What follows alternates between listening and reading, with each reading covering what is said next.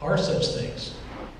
Well, I surveyed all of the English reported crop circles since 2001, looking for diamond-shaped formations with equilateral crosses in them, and these were the only 12. These were the dozen that satisfied that, and if you think that some of them are not quite good enough, it just makes the case stronger.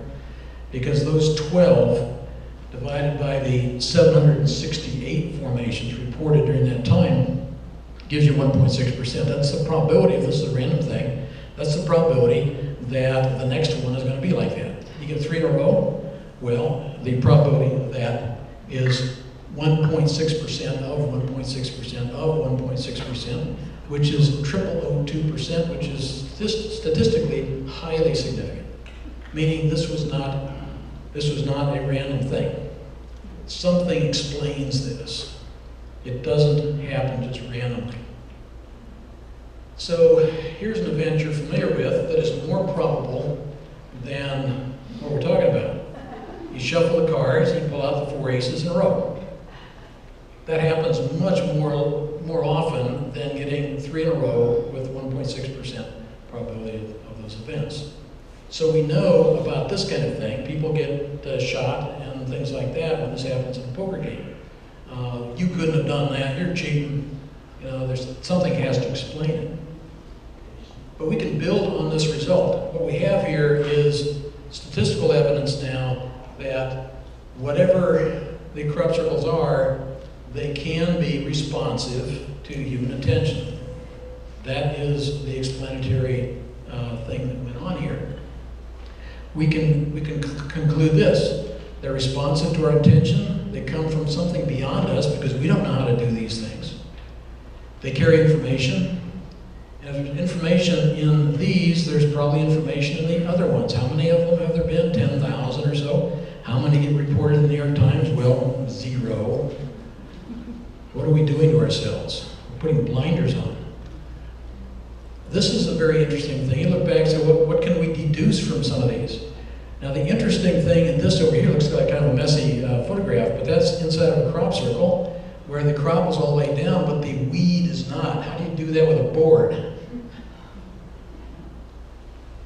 Over here, this cookie cutter stamp in the one field put the impression in that field, but how come it's not over here right next door? What happened? Well, this is a different DNA than that. This is wheat and that's barley.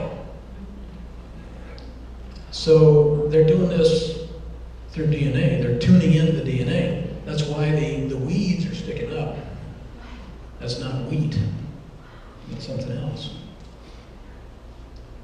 Now, just using logic here, if you're some drunks at the pub and you just had a few too many pints and so you stumble out in the dark and you make this, that looks to me like something meaningful. I don't know what it means, but it looks maybe like some foreign language of some kind. And I don't know, but it doesn't look to me like it's a prank. And these little 3 balls here, these are, they're very pure metallic balls of a purity that we cannot match in our own labs, and they're magnetic. The pranksters are not going to put stuff like that under these patterns in the soil. It makes no sense. Looking at the stalks themselves, the normal ones are straight, but in the crop circles, they bend at the nodes. Sometimes they blow out at the nodes, indicating there was some kind of energy there that turned some sap into steam and then it blew out. So these are not mechanical things. The seeds that are taken from the crops that are affected by these crop circles act in a different way than your normal seeds. If you get it from a formation that was late in the season and you sprout them, they grow 40% faster than the normal seeds. But if the formation was early in the season, before the seeds set and everything, they die and they don't germinate at all. So there are effects on this. And I think if I were interested in agriculture, as we all should be, because that's what we eat, anything that makes the plants grow 40% faster ought to be something you look at instead of just putting blinders on about it. There's something going on here. This is an interesting one. Why would you just come into a field, maybe you're a prankster, and put in the molecule for melatonin? Why would you do that? I mean, that's what it is. So it suggested to Pam and me that we better start looking into melatonin and things like that. What we find is that there's cancer pockets around cell towers. Melatonin production declines with age. What's it for? Oh, it's to make you go to sleep. Well, it's deeper than that. Melatonin is the night crew that comes in and sweeps up the free radicals during the night so that you don't get cancers and all these other things. Well, if you don't produce the melatonin, the free radicals build up and we get sick, and we've got a sick society. I'm not saying it's all due to that, but it certainly can't help. So, and how many radio frequency towers we have, the cell phone towers, we are living in a soup of this radio frequency. And I would advise you to take melatonin supplements on a daily basis because of that. We can't easily live inside of Faraday cages or whatever and separate ourselves from this radio frequency. So why would anybody be telling us this if it's not, for example, the clue that would help us do a little better? This is an interesting little formation from 1990. It took the experts a long time to decode it. Funny linguists decoded it. It's in post-Augustan Latin. It says, we are opposed to cunning and deceit. There's that cunning and deceit again. Why does this keep coming up? And then this is a communication too. All that stuff that we went over, half-tone print format. This is iconic communication. So we got Latin, we've got icons, we've got halftones. And this one here, this is in CD format, ASCII coding, the TV screen, 60-line screen image. It's new to TV towers. This is the exact decoding of that. This one occurred during the conference that Pam and I spoke to about some of these things this last June. Right during the conference, boom, there it is. What's this one? I looked at that as a Boy Scout and said, I'll bet you. Da dit, da da da, da da da da da, dit da dit dit da da. What's it? No More War. Showed up on D-Day.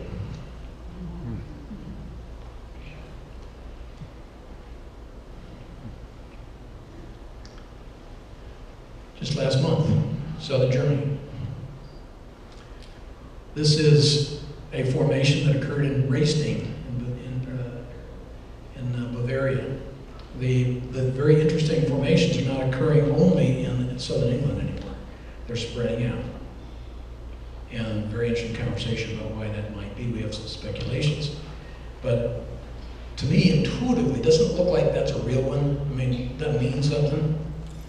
So if it had been in southern England, we would have sent one of our energy crews there to get the water, get the energy, get the essence, read it. But we didn't have anybody. In Germany, it's spreading out. So we thought, well, who do we know? And we had a couple of customers in North Germany, up in Hamburg, who were in touch with us, and we saw that thing, and I said, well, any way you can go down there, you know, and just get the energy for us? And they said, it's more than 8 hours. We've got 4 kids, school starting. But they wanted to, and so Petra here is a Reiki 2 master, and she said, well, let me try to access the energy remotely. Well, time is now, everywhere's here, why not? Okay, in that other non-ordinary reality, which is really probably more ordinary than our other reality. And so what she did was she accessed that energy remotely. She took water from the Glastonbury chalice well, put it into space and reproduced the image of that in that basin, and allowed the energy to be remembered remotely. And at the same time, they looked for some friends down in southern Germany, down in Bavaria. They found a couple that were able to go into the formation itself, and the farmer was courteous about it and let them come in. They did it in the way that we instructed them, and we got 2 bottles. One bottle energized remotely, and the other bottle energized on site. And then I was able to douse remotely, as you all energy levels on the Bova scale for these, and they turned out to be identical energy patterns. So we combined those together. And that essence was then decoded through the Akashic Records by Angel Rose O'Grady, and it named itself Aurum. I don't know what that means, A-U-R-I-M. And over there on that table right over there, the ones that are sitting on the glass right over there, those are Aurum. And this map over here on the wall I want to draw your attention to, because I've got a task for you related to how this was decoded and what it means. So when Angel read this energy, she found this. This is how we are to use it. Put 7 drops of the essence onto an image of a country that is in chaos to bring forth intellectual understanding and change perceptions and beliefs. This essence transmutes the dark energies of war-torn places into a positive place that glows with the brilliance of the sun, making the place a true solar plexus center that looks like a sun or a sunflower. It was created by a group of spiritual beings, a collective of different races, I like this part, who orchestrate governmental bodies and planets. Their goal is to harmonize Earth governments, so they can work in harmony with each other. That's why they're here. That's why they put it there. This is the clue. This is what we are to follow, in my understanding. And that wall map is part of this. She's saying right here, put 7 drops on the map. The map's on the wall and the drops fall off, but we've dealt with this. But this is interesting. This is Petra. I shared this with Petra, and she said, oh my goodness, after accessing the energy remotely, I saw nearly the same thing that Angel saw in the Akashic Records, but I saw that we could use a map and put the crop circle symbol in little pictures on every country of the earth where there's presently a war or crisis. Our realization from the circle's energy supports Angel's reading that was done by a group of beings. This is wonderful. I strongly felt, and still do, 3 beings from the central sun and a Pleiadian. Slightly different variations of the same message.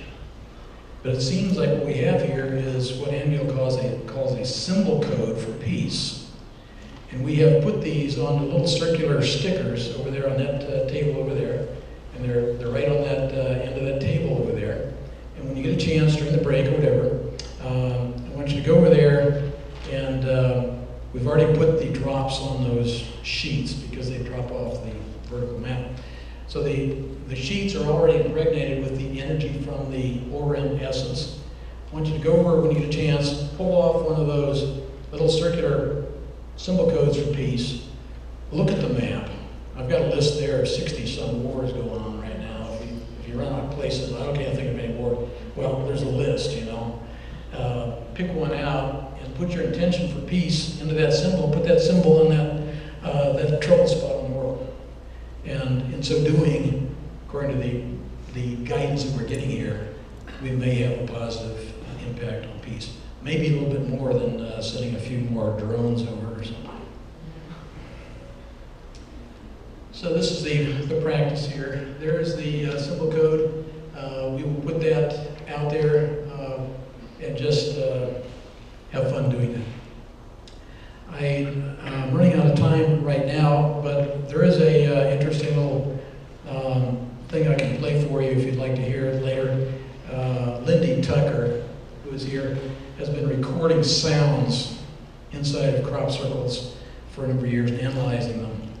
And we have a recording there that I can play for you that basically goes like this. They got a couple of cops there, they're investigating this thing, and there's this beep, beep, beep, beep kind of sound coming out of it. What is that? And the officer says, well, I'll show them, and pulls out his gun, and boom! Beep, beep, beep, beep, beep, beep, beep, beep, beep.